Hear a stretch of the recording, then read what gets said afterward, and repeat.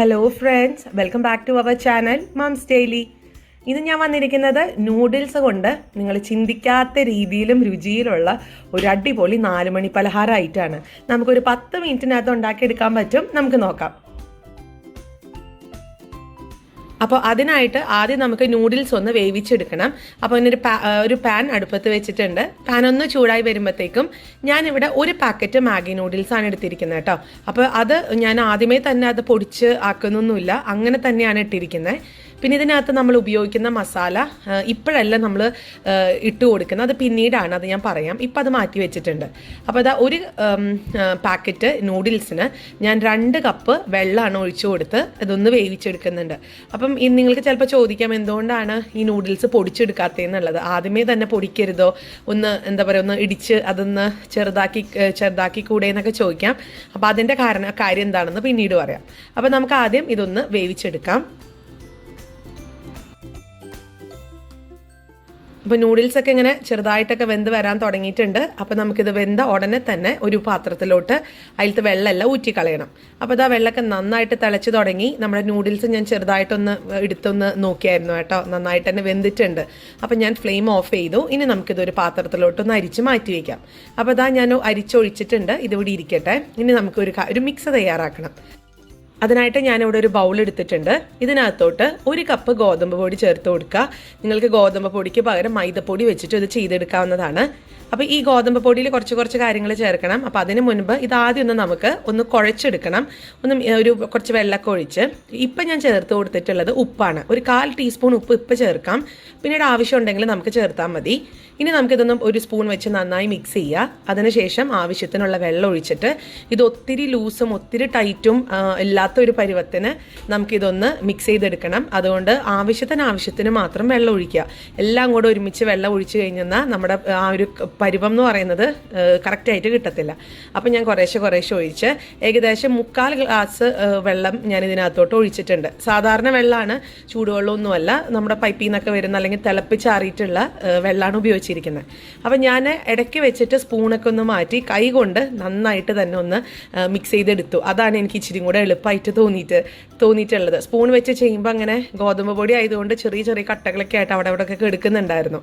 അപ്പം ഞാൻ സ്പൂൺ വെച്ച് ഉടയ്ക്കാൻ നോക്കിയപ്പോൾ ഇച്ചിരി പ്രയാസമായിരുന്നു. അപ്പോൾ കൈവച്ച് ചെയ്തു. അപ്പം നിങ്ങളും അങ്ങനെ ചെയ്ത് നോക്കിക്കോ. ഇനി ഇതാ ഈ ഒരു പരുവത്തിനാണ് നമുക്ക് കിട്ടിയിട്ടുള്ളത്. കണ്ടോ, ഈ ഒരു ഒത്തിരി തിക്കും അല്ല ഒത്തിരി ലൂസും അല്ലാത്തൊരു ബാറ്ററാണ്.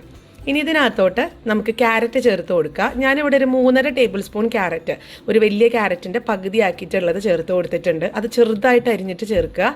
പിന്നെ പച്ചമുളക് എരിവിനനുസരിച്ച് ഞാനിവിടെ ഒരു പച്ചമുളക് ചെറുതായിട്ട് അരിഞ്ഞത് ചേർക്കുന്നുണ്ട്. ജീരകമല്ല, ഇഞ്ചി ഒരു 1/4 ടീസ്പൂൺ മുതൽ 1/2 ടീസ്പൂൺ, അത് നമ്മുടെ ഒരു ഫ്ലേവറിനനുസരിച്ച് കൂടുതൽ വേണമെങ്കിൽ ചേർക്കാം. അപ്പോൾ അടുത്തത് ഇതിനകത്തോട്ട് സവോള, അതൊരു 2 ടേബിൾ സ്പൂണാണ്. ഇതൊക്കെ അരിയുന്നതൊക്കെ ചെറുതായിട്ട് തന്നെ അരിയാൻ പ്രത്യേകം ശ്രദ്ധിക്കുക, അല്ലെങ്കിൽ അതിങ്ങനെ വലുതായിട്ട് കടിക്കാനൊക്കെ കിട്ടുമ്പോൾ ഒരു സുഖം കിട്ടത്തില്ല.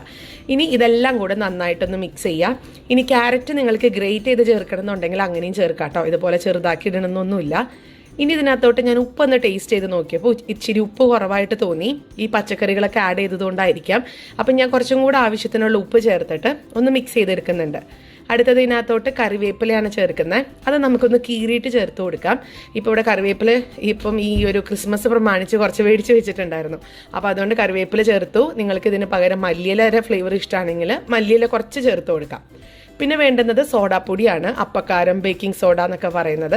അതൊരു 1/4 ടീസ്പൂണും അതുപോലെ 1 ടീസ്പൂൺ തൈര്, നല്ല പുളിയുള്ള തൈരാണ് ഞാൻ ചേർത്തിരിക്കുന്നത്, 1 ടീസ്പൂൺ ചേർക്കാം. എന്നിട്ടിത് നന്നായിട്ടൊന്ന് മിക്സ് ചെയ്ത് കൊടുക്കാം.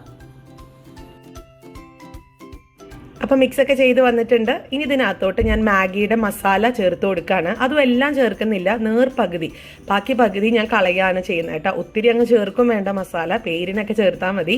ഇനി നമുക്കിതെല്ലാം മിക്സ് ചെയ്യാം. ഇനി ഈ ഒരു മസാല ചേർക്കാനും ഉപയോഗിക്കാനും ഇഷ്ടമില്ലാത്തവരാണെന്നുണ്ടെങ്കിൽ ഈ മസാല ചേർക്കണ്ട, പകരം നമ്മുടേതായ മുളക് പൊടി അല്ലെങ്കിൽ ഗരം മസാല, പെരുംജീരകത്തിൻ്റെ പൊടി, ഇതൊക്കെ വെച്ചിട്ടാണെങ്കിൽ നമുക്ക് ഉണ്ടാക്കിയെടുക്കാൻ പറ്റും. അപ്പോൾ നിങ്ങൾക്ക് ഏത് ഫ്ലേവറാണോ ഇഷ്ടം അത് കൂടുതൽ ചേർക്കാൻ നോക്കുക. അപ്പം ഞാൻ ഇതൊക്കെ മിക്സ് ചെയ്തിട്ടുണ്ട്.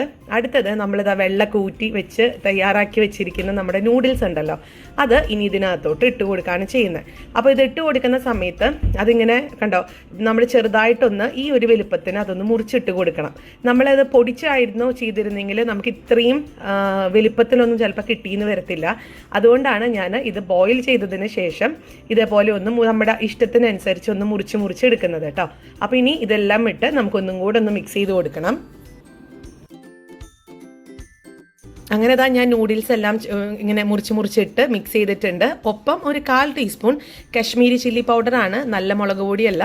അപ്പോൾ ഈ കശ്മീരി ചില്ലി പൗഡർ ആകുമ്പോൾ നമുക്ക് ചെറിയൊരു കളറൊക്കെ കിട്ടും, അതിന് വേണ്ടിയിട്ടാണ്. ഇനി നമുക്ക് ഇതും കൂടെ ഒന്ന് മിക്സ് ചെയ്യാം. അതിനുശേഷം ഉടനെ തന്നെ ഇത് ചുട്ടെടുക്കുകയാണ് ചെയ്യുന്നത്. ഞാനത് ഉണ്ണിയപ്പൊക്കെ ഉണ്ടാക്കുന്നത് പോലെയാണ് ഉണ്ടാക്കുന്നത്. നിങ്ങൾക്ക് അതല്ല ഒരു ദോശ പോലെ ഉണ്ടാക്കണമെന്നുണ്ടെങ്കിൽ അങ്ങനെയും ചെയ്യാം കേട്ടോ. അപ്പം ഞാൻ ഉണ്ണിയപ്പൻ പോലൊക്കെ ഉണ്ടാക്കുമ്പോൾ ഇവിടെ കുഞ്ഞുങ്ങൾക്കൊക്കെ കഴിക്കാൻ ഇഷ്ടമാണ്. ഈ ഒരു ടൊമാറ്റോ സോസിലൊക്കെ മുക്കിയവർ കഴിക്കും. അപ്പോൾ അതാണ് അവർക്ക് ഇവിടെ ഇഷ്ടം. അപ്പോൾ ഇനി ചെയ്യാനുള്ളത് ഉണ്ണിയപ്പച്ചട്ടി വെച്ചിട്ടുണ്ട്, ചൂടായിട്ടുണ്ട്. ഇനി ഇതിനകത്തോട്ട് നമ്മൾ ഉണ്ണിയപ്പൊക്കെ ഉണ്ടാക്കുന്നത് പോലെ നിറച്ച് വെളിച്ചെണ്ണയൊന്നും ഒഴിക്കേണ്ട, അല്ലെങ്കിൽ എണ്ണ ഒഴിക്കേണ്ട. ഞാനിപ്പോൾ ഇവിടെ ഒരു സ്പൂൺ കണക്ക് പറയുകയാണെങ്കിൽ 1 ടീസ്പൂൺ എണ്ണ ഇതിനകത്തോട്ട് ഒഴിച്ചിട്ടുണ്ട്. ഞാനിവിടെ സൺഫ്ലവർ ഓയിലാണ് എടുത്തിരിക്കുന്നത്. നിങ്ങൾക്ക് വെളിച്ചെണ്ണ ഇഷ്ടം എന്നുണ്ടെങ്കിൽ അങ്ങനെയാണെങ്കിൽ എടുക്കാം. ഇനിയിപ്പോൾ എണ്ണ ഒന്നും കൂടെ ഒന്ന് ചൂടാവട്ടെ. അതിനുശേഷം നമുക്കിതൊന്ന് മാവ് കോരി ഒഴിക്കാം. ഇവിടെ ഇപ്പോൾ മാവ് കോരി ഒഴിക്കാൻ വേണ്ടിയിട്ട് ഞാൻ ഐസ്ക്രീമിൻ്റെ ഐസ്ക്രീം സ്കൂപ്പ് വെച്ചിട്ടാണ് ഇത് എനിക്ക് എന്നാ പറയുക ഇതിനകത്തോട്ട് ഒഴിച്ചു കൊടുക്കുന്നത്. കുറച്ചും കൂടെ എളുപ്പമായിട്ട് എനിക്ക് അതാ തോന്നിയത്. ഇനി നിങ്ങളുടെ കയ്യിൽ സ്പൂൺ വെച്ചിട്ടോ ടേബിൾ സ്പൂൺ വെച്ചിട്ടോ ഒക്കെ ഒഴിക്കാനാണെന്നുണ്ടെങ്കിൽ അതാണ് ഏറ്റവും നല്ലത്. അപ്പോൾ ഇനി നമുക്കിതിനകത്തുള്ള എല്ലാ കുഴികളിലും ഇതൊന്ന് നിറച്ചു കൊടുക്കാം.